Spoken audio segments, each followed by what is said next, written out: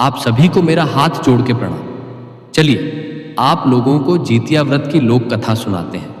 जीयुतवाहन भगवान जीतवाहन के कृपा से मरा हुआ बच्चा भी जीवित हो जाता है। जिसका बच्चा मर जाता है ना उसका बच्चा भी जीवित हो जाता है जीमुतवाहन के आशीर्वाद से।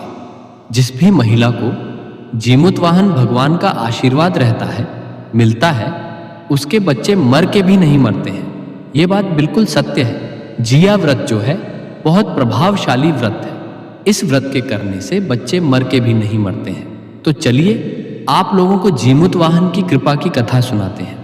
भगवान जीयुतवाहन की कृपा की कथा सुनाते हैं कि कैसे भगवान जीयुतवाहन के कृपा से एक माँ का बच्चा मर के भी बच गया। बहुत सुंदर कथा है, अंत तक सुनिएगा। पहले तो आप सभी लोगों को जिया व्रत की ढेर सारी शुभकामनाएं। तो चलिए दीदी लोग जिया की कथा आप लोगों को सुनाते हैं, अंत तक सुनिएगा। दो भाई बहन था।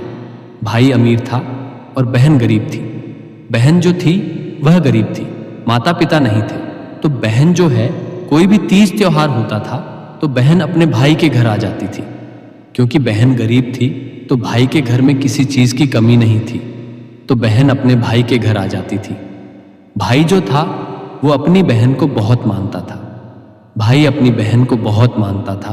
बहन जब आती थी भाई के घर तो भाई खूब सम्मान करता था, अपनी बहन का खूब ख्याल रखता था। भाई बहुत खुश हो जाता था कि मेरे घर बहन आई है व्रत करने के लिए या कोई तीज त्योहार मनाने के लिए, मेरी बहन मेरे घर आई है। ये सोच के भाई पूरा खुश रहता था। अब देखिए भाभी को पसंद नहीं था। भाई तो खुश रहता था लेकिन भाभी को पसंद नहीं था। बहन जो आ जाती थी ना तो भाभी को बिल्कुल भी पसंद नहीं था। अब देखिए धीरे धीरे समय गुजरा। बहन को एक लड़का हुआ। जब बहन को लड़का हुआ और जिया व्रत का समय आया तो बहन अपने भाई के घर आ गई, जैसा कि वो हमेशा आती थी। हर एक तीज त्योहार में अपने भाई के घर आ जाती थी। तो क्या कि बहन जब उसको एक लड़का हुआ तो वो अपने भाई के घर आ गई जितिया व्रत मनाने के लिए। अब जिया व्रत के दिन उसका भाई फल फूल डलिया सब कुछ ला दिया, सारा इंतजाम कर दिया। बहन कथा भी सुनाई। जिया का व्रत विधि पूर्वक बहन पूरा की। फिर बहन अपने घर चली गई। फिर देखिए समय बीता। फिर बहन को एक लड़का हुआ। फिर बहन को एक लड़का हुआ। अब बहन को दो लड़का हो गया तो बहन दोनों बच्चा को लेके जिया व्रत मनाने के लिए फिर भाई के घर आई। बहन फिर भाई के घर आई जितिया व्रत मनाने के लिए, व्रत करने के लिए। फिर भाई उसी तरह डलिया ला दिया। फल फूल पूजा की सारी सामग्री अपनी बहन को लाकर दिया। उसकी भाभी नहीं पसंद करती थी। उसकी भाभी को एक भी संतान नहीं था। भाभी जितिया का व्रत नहीं करती थी क्योंकि उसको एक भी संतान नहीं था। तो भाई कहता था कि बहन तुमको दो संतान हो गया है, दो लड़का है, एक लड़का तुम हमको दे देना, अपना एक लड़का तुम हमको दे देना। तो भाभी कहती कि नहीं नहीं, हम क्या करेंगे इनका बेटा को लेके, आपकी बहन का लड़का हम नहीं लेंगे। लेना ही होगा तो हम अपने भाई का बच्चा लेंगे गोद। इनका बच्चा क्यों लेंगे, हमको नहीं लेना है इनका बच्चा। भाभी मना कर देती थी। फिर देखिए धीरे धीरे समय बीता। बहन को फिर एक लड़का हुआ। अब बहन को 3 लड़का हो गया। बहन फिर जितिया का जब समय आया तो अपने पति से बोली कि सुनिए हम जा रहे हैं जितिया व्रत करने के लिए अपने भाई के घर, जैसा कि वह हर साल जाया करती थी। कोई भी तीज त्योहार होता था तो वह जाती ही थी। तो वो अपने पति से बोली कि हम जा रहे हैं बच्चों को लेके जिया का व्रत करने के लिए अपने भाई के घर। तो पति भी उसको मना नहीं किया। अब पति तो जानता ही था कि मेरी पत्नी हर साल जाती ही है अपने भाई के घर व्रत करने के लिए, तो पति भी मना नहीं किया। अब देखिए बहन क्या कि तीनों बच्चों को लेकर अपने भाई के घर गई जितिया व्रत करने के लिए। जब जितिया व्रत का दिन आया तो भाई फल फूल डलिया जैसे हर बार लाके देता था। भाई सब कुछ लाकर दिया अपनी बहन को। अब बहन जो है जितिया का व्रत की, जितिया व्रत के दिन जितिया का व्रत की, और बहन चली गई नदी नहाने के लिए। अपने बच्चों को भाभी के भरोसे छोड़ दी। अपनी भाभी से बोली कि भाभी बच्चों को देखिएगा, हम जा रहे हैं नदी नहाने के लिए, फिर हम जल्दी ही आ जाएंगे, नदी नहा के कथा सुन के जल्दी ही आ जाएंगे। तो भाभी बोली ठीक है जाइए। बेमन से भाभी बोली ठीक है जाइए, हम देख लेंगे। अब जो है वो तो चली गई नदी नहाने के लिए और वहां पर क्या हुआ, जब नदी में वो स्नान की पूजा पाठ की, वहां पर तो वहां महिला लोग कथा कहने लगी, तो वो बैठकर सुनने लगी, वो बैठकर कथा सुनने लगी। अब देखिए, जिया के व्रत में कथा जरूर से सुनना चाहिए। जितिया व्रत की बहुत सारी कथाएं हैं, तो महिला वहां पर बैठ के कथा कहने लगी। बहुत सारी जो महिला थी वो कथा सुनाने लगी। वहां ढेर सारी महिला थी, तो सब महिला अपना अपना कथा सुना रही थी। अब जो है वो कथा सुनने लगी। बहन जो थी वो बैठ के कथा सुनने लगी, और जब कथा सुनने लगी तो देखी कि लेट हो रहा है, मेरा छोटा बेटा अभी बहुत छोटा है, दूध पीता है, सो हमको जाना पड़ेगा। तब जो उसके साथ महिला थी, तब वो कहती है, अरे रुको ना, तुम्हारी भाभी घर में है ना, तुम्हारे बच्चों को देख लेगी, अभी क्या करोगी वहां जाकर, वैसे भी तो खाना पीना कुछ नहीं है। जिया का व्रत तो निर्जला होता है। तो उसको समझाई जो उसके साथ गई थी कि खाना पीना तो कुछ है नहीं, थोड़ा देर यहीं रुक जाओ, कथा सुनो, अच्छा लग रहा है, भजन कीर्तन हो रहा है, अच्छा लग रहा है, तुम्हारे बच्चों को तुम्हारी भाभी देख लेगी। तो वो रुक गई, उसका कहना मान ली और वो रुक गई, कथा सुनने लगी। अब इधर देखिए, जो उसका छोटा बेटा था ना, उसको भूख लग गया, उसको भूख लग गया, दूध पीता बच्चा था, उसको भूख लग गया, तो वो रोने लगा, भूख के मारे वो रोने लगा। अब जो है, जब वो रोने लगा बच्चा, तो उसकी मामी क्या की, गुस्सा में आकर बच्चा को उठाकर पटक दी, बच्चा को उठाई और जोर से पटक दी, जैसे बच्चा को पटकी बच्चा मर गया। इतना जोर से पटकी वो कि बच्चा मर गया। जब बच्चा मर गया, छोटा बच्चा, तभी बड़ा बच्चा वहां आकर देखता है कि मामी मेरा छोटा भाई को पटक कर मार दी। तो वो मामी से लड़ने लगता है कि आप मेरा भाई को क्यों मारी, आप मेरा भाई को क्यों मार दी, मेरा भाई को जान से मार दी पटक के, मेरी मामी जान से मार दी, मेरे भाई को पटक के वह चिल्लाने लगा। अब देखिए, उसकी भाभी को और गुस्सा आ गया और बड़ा लड़का को भी इतना जोर से मारी, इतना जोर से उसको भी पटकी कि वो भी मर गया, बड़ा बेटा भी मर गया और छोटा बेटा भी मर गया। अब दोनों का आवाज सुनकर बड़ा बच्चा और छोटा बच्चा का आवाज सुनकर मझला लड़का आया, और वह देखता है कि उसका बड़ा भाई मरा हुआ है और छोटा भाई मरा पड़ा है और मामी मार दी। अब वो चिल्लाने लगा कि आप मेरे भाई को क्यों मार दी। वो झगड़ा करने लगा, लड़ने लगा मामी से। तो मामी मझला लड़का को भी उठा के इतना जोर से पटकी, उसको भी मारी पीटी और इतना जोर से पटकी कि वो भी मर गया। अब देखिए, तीनों बच्चा मर गया, तीनों को उसकी मामी जान से मार दी। उसका तो खुद का बच्चा था नहीं, उसको कहाँ से मोह माया रहेगा, बच्चा रहता है तब तो मोह माया आता है। अब उसकी मामी इतना निर्दयी थी कि तीनों बच्चा को पटक पटक कर मार दी। अब तीनों बच्चा जब मर गया तो वो क्या की, 3 बोरी ली और तीनों बोरी में एक एक बच्चा को भर दी और 3 कमरा में जाकर छुपा दी। तीनों बच्चा को बोरी में भरकर और 3 कमरा में जाकर छुपा दी। अब देखिए, ये सब जो है मामा देख लिया, बच्चे का मामा देख लिया कि मेरी पत्नी मेरा तीनों भांजा को मार दी। अब जो है वो सन रह गया, वो पत्थर के जैसा बन गया। होता है ना, सील हो जाता है आदमी, तो वो सील हो गया कि कांटे तो खून ना जाए। अब वो देखते रह गए, वो कुछ नहीं बोल पा रहा था। वो क्या बोले, वो एक जगह बैठ गया और शून्य हो गया, सील हो गया बैठ के, वो पत्थर की तरह हो गया। अब देखिए, जब उधर पूजा पाठ खत्म हो गया तो बहन आई अपने भाई के घर और अपनी भाभी से कहती है कि भाभी, बच्चे नहीं दिख रहे हैं, मेरे बच्चे कहाँ हैं, कोई दिख नहीं रहा है। तब उसकी भाभी कहती है कि आपके पति आए थे, बच्चे कहाँ से दिखेंगे, आपके पति आए थे, आपके तीनों बच्चों को लेकर चले गए, आपके तीनों बच्चों को आपके पति लेकर चले गए। अब जो है, बहन को लगने लगा कि मेरे पति को ऐसा नहीं करना चाहिए, मेरा पति तीनों बच्चा को ले चला गया, मेरी भाभी को एक भी संतान नहीं है, मेरा भाई देखो सिल होकर बैठा हुआ है, मेरा भाई को कितना दुख हुआ होगा, ये सब देखकर कितना दुख हुआ होगा मेरे भाई को, मेरी भाभी को कितना दुख हुआ होगा, मेरे पति को ऐसा नहीं करना चाहिए। अब वो मन ही मन ऐसा सोचने लगी कि मेरे पति को ऐसा नहीं करना चाहिए। उसको बहुत बुरा लग रहा था कि मेरा भाई क्या सोचता होगा, उसको संतान नहीं है, हमको संतान है तो मेरा पति लेके चला गया, क्या सोचता होगा। इतना सब कुछ लाके दिया, सब कुछ पूर्ति कर देता है। हर साल आते हैं, जिया के व्रत में अंजना भी आते हैं, मेरा भाई सब पूर्ति करता है, लेकिन मेरे पति को ऐसा नहीं करना चाहिए। वह मन ही मन सोचने लगी और जितमान बाबा से प्रार्थना करने लगी।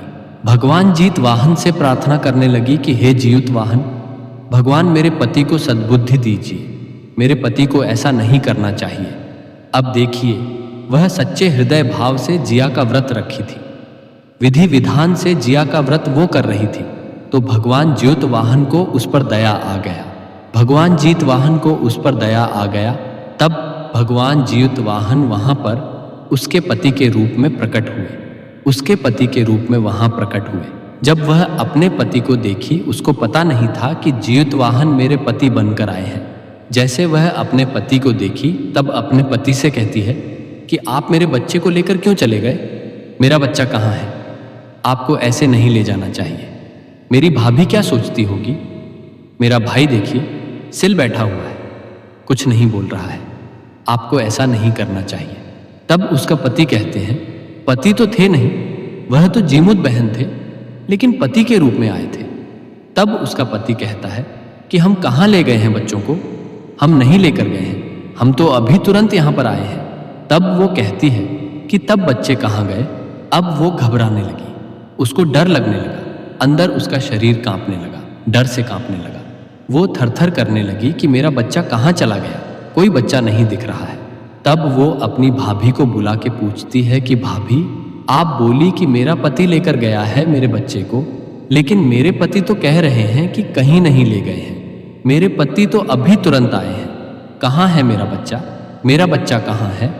अब वो भाभी को पकड़ के पूरा रोने लगी कि आप बताइए, मेरा बच्चा कहाँ है, मेरा तीनों बच्चा कहाँ है? पूरा वो रोने लगी। तब जीतवाहन भगवान कहते हैं, जो उसके पति के रूप में थे, वो कहते हैं कि सुनो ना, तुम अपने बच्चे को आवाज दो, तुम अपने बच्चे को आवाज दो, देखो तुम्हारा बच्चा आ जाएगा। तब वो पहले अपने बड़े लड़के को आवाज देती है कि बाबू कहाँ है बाबू? अपना बच्चा का नाम लेके वो आवाज देती है कि बाबू कहाँ है? देखो हम पूजा पाठ करके आए हैं, तुम लोगों को नहीं देख रहे हैं बच्चा, कहाँ है बाबू? कहाँ हो तुम? अब देखिए, तभी एक रूम से आवाज आता है। अब जो ये रो रही थी, चिल्ला रही थी ना, तो ढेर सारा आदमी भी जमा हो गया था। गांव का आदमी सब जमा हो गया था और सब कह रहा था कि बताओ बेचारी जिया का व्रत की है और कहाँ इसके बच्चे चले गए। सब गांव वाला सब बोल रहा था। तभी वो चिल्लाई कि बाबू कहाँ है मेरा बेटा, कहाँ है तुम?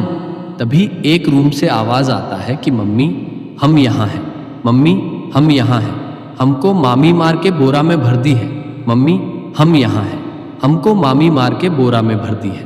तब गांव वाला सब कहता है, अरे अरे उस रूम से आवाज आ रहा है, देखिए देखिए उस रूम से आवाज आ रहा है। तब दौड़ते हुए उसकी माँ जाती है तो वो देखती है कि बोरा से आवाज आ रहा है। तब वह बोरा खोलती है तो देखती है उसका बड़ा बच्चा बोरा में था। उसका बड़ा बच्चा बाहर निकलता है, खून से लथपथ था उसका बड़ा लड़का। तब वो कहता है बच्चा कि मम्मी आप कहाँ चली गई थी? मामी हमको मार के बोरा में भर दी थी, मामी हमको मार के बोरा में भर दी। और छोटा बाबू को भी मामी पटक पटक कर मार दी। छोटा बाबू को भूख लगा था ना, तो मामी उसको पटक पटक कर मार दी। अब वो जोर जोर से चिल्लाने लगी, हाय मेरा बच्चा कहाँ है, कहाँ है बाबू? छोटा बाबू मेरा कहाँ है बेटा? वो अपना छोटा बेटा को आवाज लगाने लगी। तभी एक कमरा से आवाज आता है रोने का, बच्चा का रोने का आवाज आता है। दूसरे कमरे से, एक कमरे में तो बड़ा लड़का मिला, फिर दूसरे कमरे से आवाज आ रहा था रोने का। तब सब गांव वाला सब कहता है कि देखो देखो उस कमरे से आवाज आ रहा है। तब सब कोई जाता है तो देखता है बोरा में बच्चा बंद है। अब माँ जो है बोरा खोलती है तो देखती है उसका छोटा बेटा रोते हुए बोरा से निकला। जैसे दोनों बच्चों को देखी तो वो कहती है कि मेरा और एक बच्चा कहाँ है, मेरा मझला लड़का कहाँ है? फिर वो उसको चिल्लाने लगी, बाबू कहाँ हो तुम? बाबू तुम दिख नहीं रहे हो, देखो तुम्हारा बड़ा भाई छोटा भाई तुमको चिल्ला रहा है, बाबू कहाँ हो तुम? जैसे वो आवाज दी। फिर तीसरा कमरा से आवाज आता है कि मम्मी हम यहाँ हैं, मामी हमको पटक पटक कर मार दी, बड़ा भैया को भी मार दी और छोटा बाबू को भी मार दी, हमको भी मार के बोरा में भर दी, मम्मी हम यहाँ पर हैं। फिर गांव वाला सब कहता है देखो देखो, आवाज आ रहा है तीसरा कमरा से, उसी में है बच्चा। फिर उसकी माँ जाती है तो फिर देखती है कि उसी तरह से बोरा में उसका मंझला लड़का बंद है। फिर बोरा खोलती है और बच्चे को निकालती है, अपना मंझला लड़का को उससे निकालती है। जब तीनों लड़का को वो अपने आंख से देखती है तो तीनों को अपने गले से लगा लेती है, पकड़ के तीनों को अपने हृदय से अपने गले से लगा लेती है और जितमान बाबा से प्रार्थना करती है कि हे जीयुत वाहन भगवान, आपकी जय हो, प्रभु आपकी जय हो। सच कहता है सब कोई कि जो जिथिया का व्रत करता है उसके बच्चे मर के भी नहीं मरते हैं, उसके बच्चे दीर्घायु होते हैं। इसीलिए हे प्रभु आपकी जय हो, प्रभु आपकी जय हो। वो भगवान का जयकारा लगाई। जीयुत वाहन भगवान को धन्यवाद की और फिर अपने पति से कहती है कि चलिए जी यहां से चलते हैं, अब यहां पर एक पल भी नहीं रुकेंगे। तब उसका भाई कहता है कि बहन रुक जाओ, तुम तो व्रत की हो ना, सुबह खाना खाकर चली जाना, अभी रुक जाओ। तब बहन कहती है नहीं भैया, अब हम यहाँ कभी नहीं आएंगे, अब हम यहाँ कभी नहीं आएंगे। बड़ा बुजुर्ग ठीक कहता है कि तीज त्योहार कोई भी चीज हो अपने घर में मनाना चाहिए, दूसरे के घर में नहीं मनाना चाहिए। रूखा हो सूखा हो, जो है अपने घर में खा के रहना चाहिए, लेकिन कभी भी तीज त्योहार में दूसरे के घर नहीं जाना चाहिए। बड़ा बुजुर्ग गलत नहीं कहा है भैया। इसीलिए अब हम एक पल भी यहाँ नहीं रुकेंगे और अब हम यहाँ आपके घर कभी नहीं आएंगे। यहाँ पर मेरे बच्चे सुरक्षित नहीं हैं भैया, मेरे बच्चे सुरक्षित नहीं हैं आपके घर में, इसीलिए अब हम यहाँ कभी नहीं आएंगे। वो अपने तीनों बच्चों को पकड़ ली और अपने पति का हाथ पकड़ ली, जो जीवित वाहन भगवान थे उनका हाथ पकड़ ली और बोली कि चलिए जी अपना घर चलते हैं, अब यहाँ कभी नहीं आएंगे। तीनों बच्चों को पकड़ी और अपने पति का हाथ पकड़ के वो वहां से निकल गई। अपने भाई के घर से निकलकर अपने घर जाने लगी। जाते हुए वह रोते जा रही थी और कहते जा रही थी कि भाभी को ऐसा नहीं करना चाहिए, भाभी को ऐसा नहीं करना चाहिए, मेरे बच्चों को मार दी, बताइए, पटक पटक के मेरे बच्चों को मार दी। अब हम यहाँ कभी नहीं आएंगे, अब भाई के घर कभी नहीं आएंगे। वो रोए जा रही थी, बोले जा रही थी, एक ही बात को वो बार बार बोल रही थी कि मेरा बच्चा को मारना चाह रही थी। मेरी भाभी बताइए, अब हम कभी नहीं आएंगे यहाँ, अपने भाई के घर कभी नहीं आएंगे। वो रोए जा रही थी और चली जा रही थी। तभी जीयुत बहन भगवान सोचते हैं कि अगर इसका पति आ गया और हमको इसके साथ देख लिया तो इसके बारे में गलत सोचेगा। तो जीयुत वाहन भगवान क्या किए, बोले कि देखो हमको प्यास लगा है, सो तुम लोग रुको, हम पानी पीकर आते हैं। और जीयुत वाहन भगवान वहां से अंतर्ध्य हो गए और उसके पति को सद्बुद्धि दिए, उसके पति को सद्बुद्धि दिए। अब देखिए उसके पति को याद आने लगा, अपनी पत्नी और अपने बच्चों का याद आने लगा। तब उसका पति क्या किया, जिथ्या व्रत के दिन ही निकल गया अपनी पत्नी से मिलने के लिए, अपने बच्चों को देखने के लिए। अब उसका पति आ ही रहा था कि रास्ते में देखता है कि उसकी पत्नी बैठी हुई है और उसका बच्चा बैठा हुआ है। जैसे उसकी पत्नी देखी, फिर अपने पति से कहती है कि आप पानी पीकर आ गए, चलिए अब अपने घर, अब हम भाई के घर कभी नहीं आएंगे। मेरी भाभी को ऐसा नहीं करना चाहिए, मेरे तीनों बच्चों को पटक पटक कर मार दी, बताइए ऐसा नहीं करना चाहिए, भाभी को ऐसा नहीं करना चाहिए। जीत बहन भगवान की कृपा से मेरे तीनों बच्चे बच गए, मेरे तीनों बच्चे बच गए, भाभी को ऐसा नहीं करना चाहिए। अब हम अपनी भाभी के घर कभी नहीं आएंगे, अपने भाई के घर कभी नहीं आएंगे। वो बोले जा रही थी, रोए जा रही थी। उसका पति सब सुन लिया। उसका पति जब यह सब सुना तो कुछ नहीं बोला। उसका पति समझ गया, उसको समझते देर नहीं लगा कि इसकी भाभी इसके साथ क्या क्या की। तब उसका पति कहता है कि भाग्यवान हर एक तीज त्योहार अपने घर में ही मनाना चाहिए। ठीक है, चलो अब तुम कभी यहाँ नहीं आना। और वह अपने बच्चों को लेकर अपने पति के साथ अपना घर चली जाती है और फिर कभी अपने भाई के घर नहीं जाती है। और उसके भाई को देखिए, एक भी संतान नहीं हुआ। जब तक जीवित रहा उसके भाई भाभी को एक भी संतान नहीं हुआ। उसके भाभी के वजह से भाई का कर्म तो अच्छा था, लेकिन भाई के कर्म से उसका भाभी का कर्म भी जुड़ा हुआ था, तो उसके भाई को भी एक भी संतान नहीं हुआ। वह लोग निसंतान ही मरा और इधर उसकी बहन सब सुख भोगी। इस संसार का सब सुख भोगी जीवतवाहन भगवान की कृपा से उसके तीनों बच्चे खूब दीर्घायु हुए और अपने जीवन में खूब उन्नति किया। तो हम भी जीतवान बाबा से कहते हैं कि हे जीवित वाहन, भगवान जैसे उस महिला के बच्चे मर के भी नहीं मरे, उसको जीवित कर दिए, उसको दीर्घायु होने का वरदान दिए, उसी तरह हम सभी के बच्चों को भी दीर्घायु होने का वरदान दीजिएगा। जीवित वाहन भगवान अपनी कृपा दृष्टि अपने सभी भक्तों पर बनाए रखिएगा। तो सब बोलिए, जीवित वाहन भगवान की जय है।